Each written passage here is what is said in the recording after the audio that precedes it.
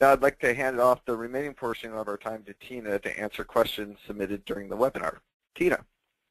Thank you, Joby. We certainly do have quite a few questions that have come in throughout the webinar, and I'd like to direct the questions to both you and Braham. So the first question that we have is, if we start out manually segmenting, and Joby, I'd like you to answer this one. If we start out manually segmenting, what is the best way to automate after a base is established?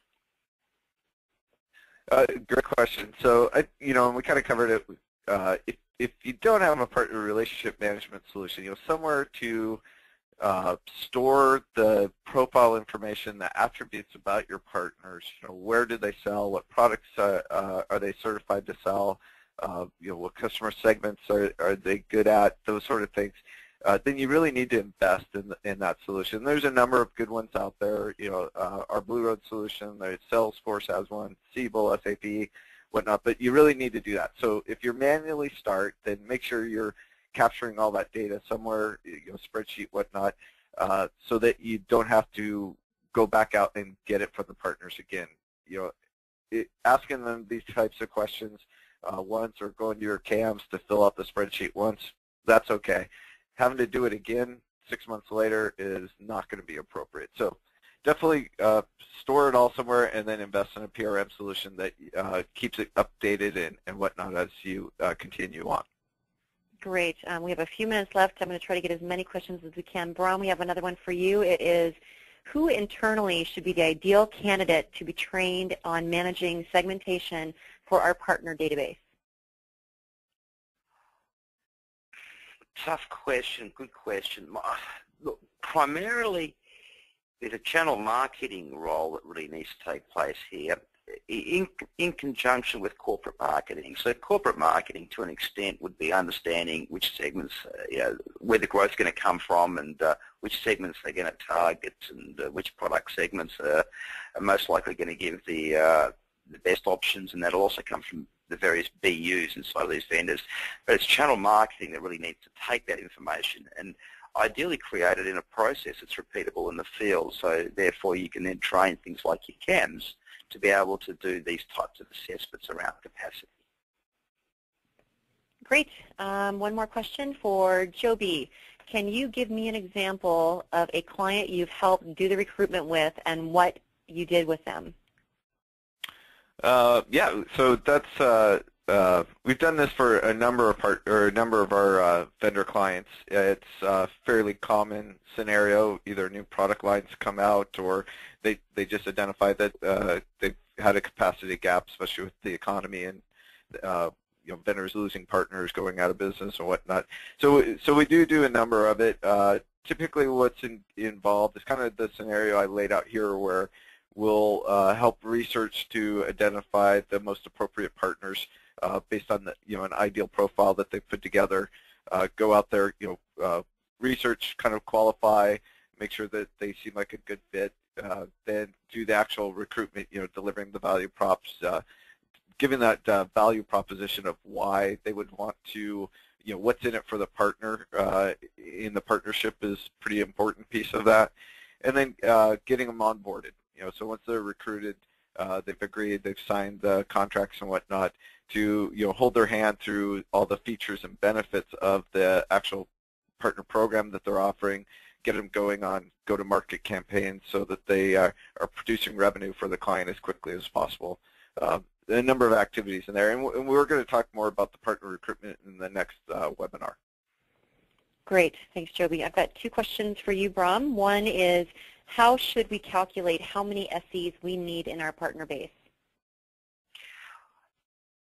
Okay, so the answer to that question is not so dissimilar to the example that I gave earlier on. So you would look at the amount of license revenue that so assume, I'll use software as an example, but you'd look at, say, in this case, the amount of license revenue that you feel is going to be sold within a particular segment.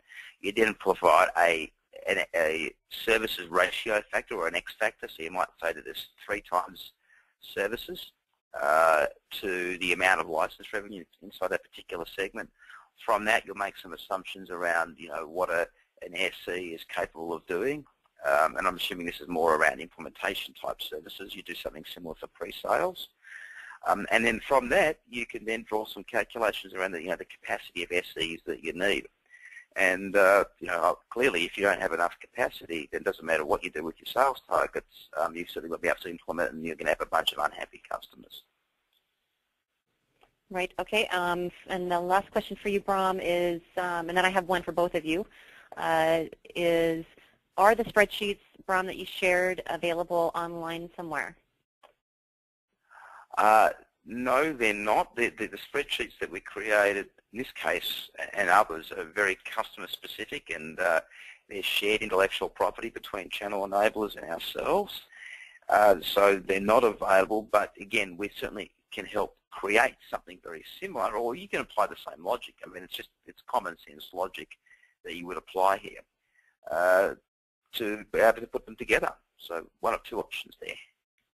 Okay, perfect. And to both of you, Braham, I'll ask you to start answering the question, and then Joby will end with you.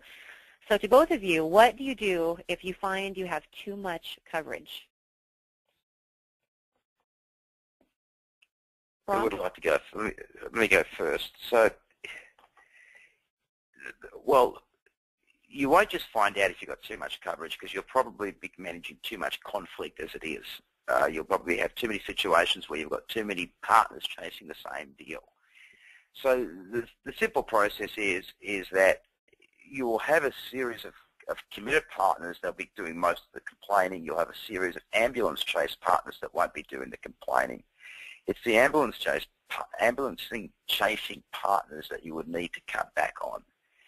I think you'll find that if you can put some solid logic around this, so using the same capacity sort of example that we showed earlier on, that will clearly demonstrate that you've got an overcapacity. Show this to your committed partners and show them what you're going to do about it. I think you'll actually win in the process and get better, better commitment, more resources from those types of partners. Yeah, Joby, I would agree.